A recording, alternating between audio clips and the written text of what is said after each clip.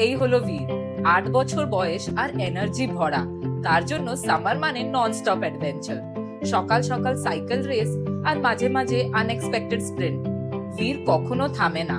এইসবের মধ্যে সে খেতেও চায় না, সব সময় তারা খেলতে যাবার।